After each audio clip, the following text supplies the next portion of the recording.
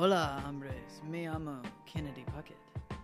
And, 5 minutes after that was the last time I ever paid attention in a Spanish class. Anyways, today we're going to be going over the current state of the Diddy scandal involving racketeering, rumors, and what some have called violent freak-off events. So let's get into a couple articles that piqued my interest and see what we can make of the situation as musicians and independent thinkers alike. Now, if you know a little bit of context behind this, Diddy has been the primary subject of a lot of rumors in the past, and while I'm not the kind of person who likes to give too much credit to rumors that don't have evidence behind them, obviously some of the rumors had a little bit of weight, Anyways, in my time of doing research on the original Puff Daddy, or P. Diddy himself, I have learned to always take Cat Williams's advice, which is to say that sometimes you just gotta say no to Diddy. Because P. Diddy be wanting the body, and you gotta tell him no. You got to tell him no. For decades, Sean Combs, aka Puff Daddy, P. Diddy, PD, threatened and coerced women and others around him to fulfill his sexual desires, protect his reputation, and conceal his conduct. To do so, Combs relied on the employees, resources, and influence of multifaceted business empires that he led and controlled, creating a criminal enterprise whose members and associates engaged in and attempted to engage in, among other crimes, sex trafficking, forced labor, kidnapping, arson, bribery, and obstruction of justice. Now that is a quote from CNN. It goes on to say that some of the allegations brought up in the indictment include sex trafficking, racketeering, and transportation to engage in prostitution. Now, this is a huge deal, because if he were to be convicted of that, he would essentially spend the rest of his life in prison. One huge aspect of the indictment is the criminal enterprise aspect of it, right? So this is something that you would also see in a RICO case, where one person is sort of being looked at as the head of an organization that commits a lot of crimes, and basically you are seen as responsible if you are brought up on RICO charges. In the case of the indictment, the first charge, which is racketeering conspiracy, which is a federal crime used to target organized criminal syndicates known as enterprises such as the mafia. And something that I think should be taken into consideration is the fact that there is video evidence from 2016 of Combs beating a woman. And I'm not going to play the video. I've seen the video. If you want to look up the video on YouTube, you can. But I don't want to see that video again, because he beats the shit out of a lady.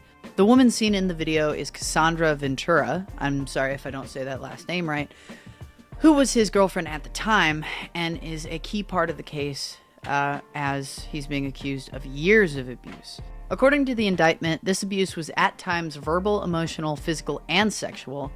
And this is clear if you watch the video, where it actually shows him kicking Cassandra. Several guns and drugs were seized from the property, but the thing that piqued my interest about it was a huge collection of baby oil and lubricant classified under various freak-off supplies. 1,000 bottles of baby oil and lubricant. What in the fuck? The article ends by essentially saying that they don't know how many people have been affected by Diddy and by his actions, but basically those are all of the charges alleged against him. So we're going to start looking at the second article here, which is from Newsweek, and this is how much prison time Diddy could get in a massive sex trafficking case. We already saw earlier that he could spend the rest of his life in prison, essentially. But I want to see if there's any specifics on how much time exactly. Scrolling down here, we see that the specific accusation of building a criminal enterprise can be further examined on page 14 of the indictment. Some of the crimes that the indictment alleges members of this organization, as well as Diddy himself, have engaged in include sex trafficking, forced labor, kidnapping, arson, wow, holy shit, bribery, and obstruction of justice. This next part is really interesting to me, because if you were around during the beginning of all of these accusations, you'll remember that it was in the early 2000s, which is a mighty fine coincidence when you see that the alleged racketeering and sex trafficking began as early as the 2000s, according to the documents. Moving on to the part of the article that we came here for. Let's see. One charge of racketeering conspiracy apparently carries a maximum sentence of life in prison. which is one of the charges that Diddy is being alleged.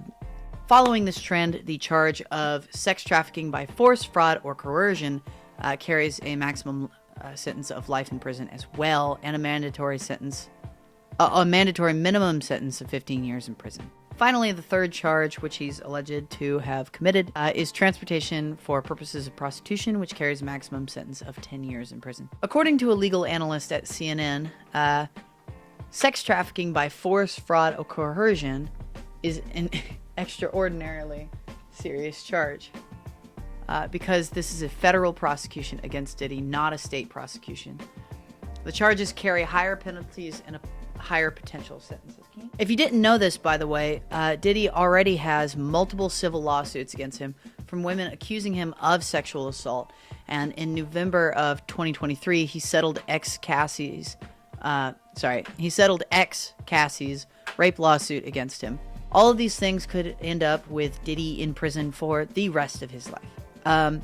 Now, whether or not all of these things are true is up to a court to decide. And I am not a lawyer, so, you know. However, taking into consideration all the evidence provided in these articles and the video from 2016, which is pretty serious, might I add, I don't think that Diddy's going to get away with this one. And at the very least, the name P. Diddy is forever stained. But anyways, guys, that's my take on the matter. My name is Kennedy. And if you really liked that video, please consider subscribing, liking, sharing it around. Also, take a look in the description below to see all of my social media stuff. As always, this is Sasha. She would like to thank you personally.